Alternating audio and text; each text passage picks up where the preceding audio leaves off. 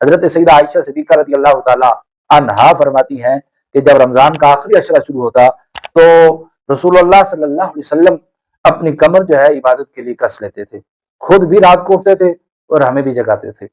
تو یہ سونے کے دن نہیں ہے، یہ رسول اکرم صلی اللہ تعالی علیہ وسلم نے جب پرانی امتوں کی عمریں دیکھی، کسی کی 1000 سال تو کسی کی اس سے بھی زیادہ، تو اللہ کے محبوب علیہ الصلوۃ والسلام کے دل مبارک میں یہ خیال آیا کہ میری امت کی عمریں تو بہت تھوڑی ہوں گی، کیسی اتنی جو ہے وہ لمبی نیکیاں کر سکیں گے۔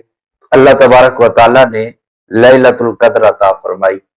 گویا اس ایک رات میں جو آدمی نیکی کرے 1000 دن نہیں، اب کتنا شوق لوگوں کو ہونا چاہیے۔ ہر بندہ یہ کہتا ہے کہ میرا کوئی جگ ہی لگ جائے کہ جو ہے نا وہ سارا کام جو ہے وہ جلدی ہو جائے اور یکدم ہی جو ہے نا میں ترقی کر جاؤں۔ تو اس پر آپ ذرا غور فرمائیں، یہ ایک رات 1000 دن سے نہیں بلکہ 1000 مہینے سے بھی زیادہ افضل ہے۔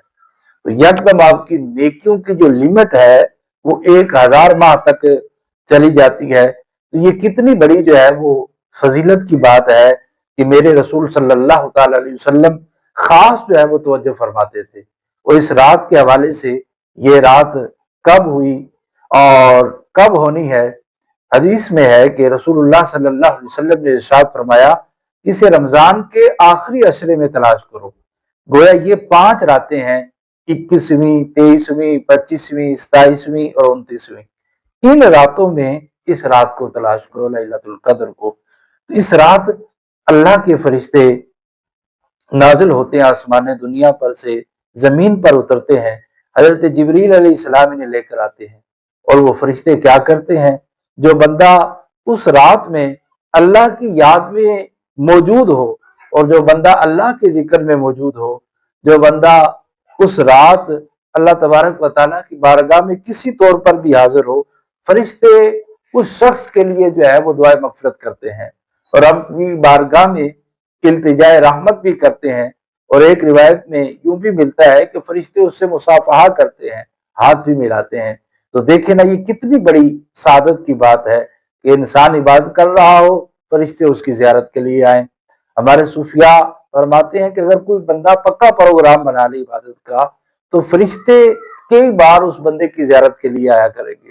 اور پھر ایک اور بات یہاں بڑی قابل توجہ ہے، انسان جب عبادت کر رہا ہو تو اس وقت اگر اس کو کوئی دیکھے تو اس وجہ سے اس کی انداز ہی بدل جاتا ہے، عبادت کرنے کا انداز تبدیل ہو جاتا ہے۔ تو اگر یہ ذہن ہو کہ ہمارا کہ ہمیں فرشتے دیکھ رہے ہیں اور وہ والی مخلوق دیکھ رہی ہے جو ہماری ڈائری ڈائریکٹ جو ہے ہمارے رب کی بارگاہ میں پیش کرے گی، تو پھر زیادہ توجہ بندے کی توجہ اور زیادہ ہو جانی چاہیے، بندہ مومن کی توجہ کامل ہونی چاہیے۔ پھر تو عبادت میں جو ہے وہ اور زیادہ انہماک ہونا چاہیے کہ وہ بندہ رب کی عبادت میں کھو جائے۔ دیکھیں ہمارے اندر کمزوری بھی ہے، ضعف بھی ہے، بیماری بھی ہے، ہم تھک بھی جاتے ہیں، لیکن اتنی لمبی بات ہے ہی کوئی نہیں، صرف ہے تو 5 راتیں نا۔